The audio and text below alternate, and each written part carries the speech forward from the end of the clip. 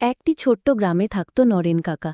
তার সবচেয়ে প্রিয় ছিল মইনসুর, এক বিশাল গরু যে মাঠে কাজ করত আর রাতে পাহারা দিত।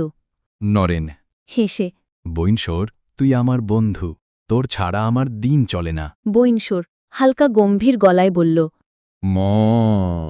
আমি আছি তোমার সাথে কাকা। মাঠের কাজ। গরুর লাঙ্গল টানছে, মালিক হাল ধরছেন। বার্তা, বইনসর অলস হলেও মালিকের জন্য সে প্রাণপণে কাজ করত। কিন্তু একদিন গায়ে এলো বিপিন, এক লোভী ব্যবসায়ী। বিপিন, এই গরুটা আমি কিনতে চাই, দাম যা চাইবে দিব। নরেন বলল।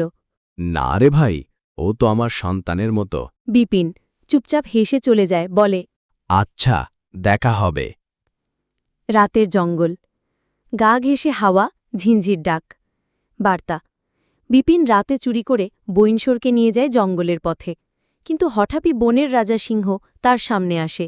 সিংহ, কে এলে তুমি? আমার জঙ্গলে গরু আনছ? বইনসর হুঙ্কার দিয়ে বলল। আমি বইনসর, গাঁয়ের রক্ষাকর্তা। এক লাফে সিংহকে ঠেলে ফেলে বইনসর পাড়ায়। গায়ে ফেরা।